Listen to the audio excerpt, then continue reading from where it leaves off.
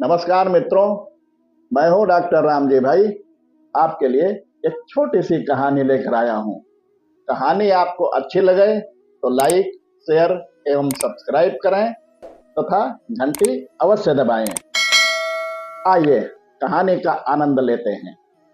एक राजा थे जो बड़े धर्मात्मा पुरुष थे। एक बार राजा ने विद्वानों को अपने महल के आंगन में भोजन के लिए आमंत्रित किया था।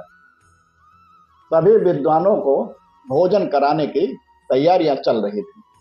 रसोइया महल के खुले आंगन में बड़ी शुद्धता से भोजन पका रहा था।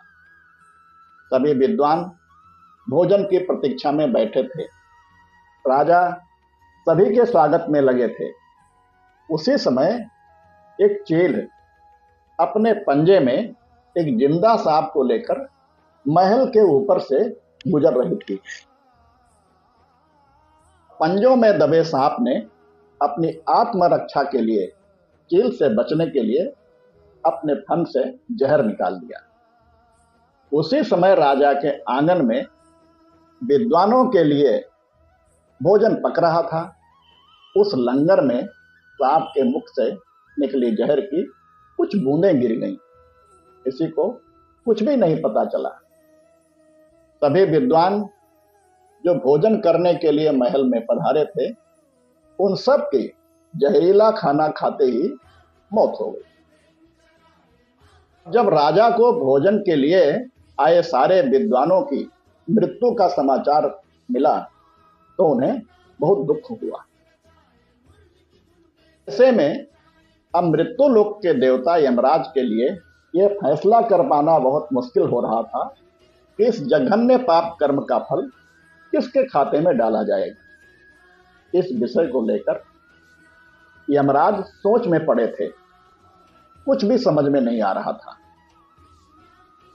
वो राजा जिसको पता ही नहीं था कि खाना जहरीला कैसे हो गया, या वो रसोइया जिसको पता ही नहीं था कि खाना बनाते समय ये खाना जहरीला कैसे हो गया, या वह चील जो जहरीला सांप लिए राजा के महल के ऊपर से उड़ती जा रही थी, जिसे पता ही नहीं था कि नीचे कहीं ब्राह्मणों के लिए भोजन पक रहा है, या वो सांप जिसने अपनी आत्मरक्षा के लिए अपने फन से जहर निकाला था। बहुत दिनों तक यह मामला यमराज के फाइल में अटका पड़ा रहा। कुछ फैसला नहीं हो पा रहा था।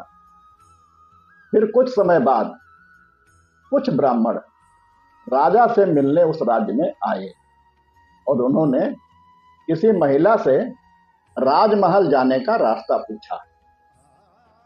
महिला ने महल तक जाने का रास्ता तो बता दिया, पर रास्ता बताने के साथ ब्राह्मणों से यह भी कह दिया कि देखो भाई,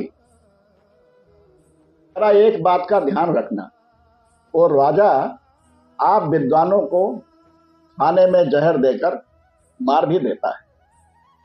बस जैसे ही उस महिला ने ये शब्द कहे, उस समय मृत्यु के देवता यमराज ने फैसला ले लिया कि उन मृत विद्वानों की मृत्यु के पाप कर्म का फल इस महिला को भुगतना पड़ेगा। यमराज के दूतों ने बड़े आश्चर्य से पूछा, प्रभु, आपने ऐसा क्यों किया, जबकि उन सभी मृत विद्वानों की हत्या होने में उस बेचारी महिला की कोई भूमिका भी नहीं थी।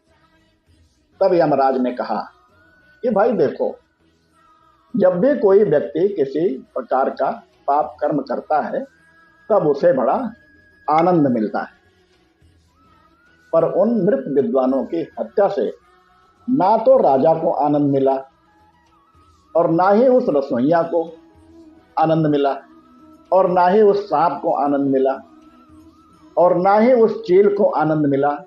तो मैं पाप कर्म का फल किसके खाते में डालता? पर उस पाप कर्म की घटना का बुराई करने के भाव से बखान करने वाली उस महिला को जरूर आनंद मिला। इसलिए राजा के उस अनजाने पाप कर्म का फल अब इस महिला के खाते में डाला जाएगा। अक्सर हम जीवन में सोचते हैं कि हमने ऐसा कोई पाप कर्म नहीं किया है, फिर भी हमारे जीवन में इतना कष्ट क्यों आया।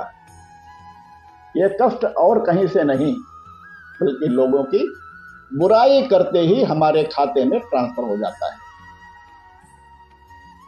ऐसे ही अनेक रोचक कहानी मेरे द्वारा लिखी पुस्तक कथा कृपी में आपको मिलेगी, जिसे बोधरस प्रकाशन लखनऊ ने छापा है। अगली भेंट फिर एक नई कहानी के साथ होगी। सभी को नमस्कार।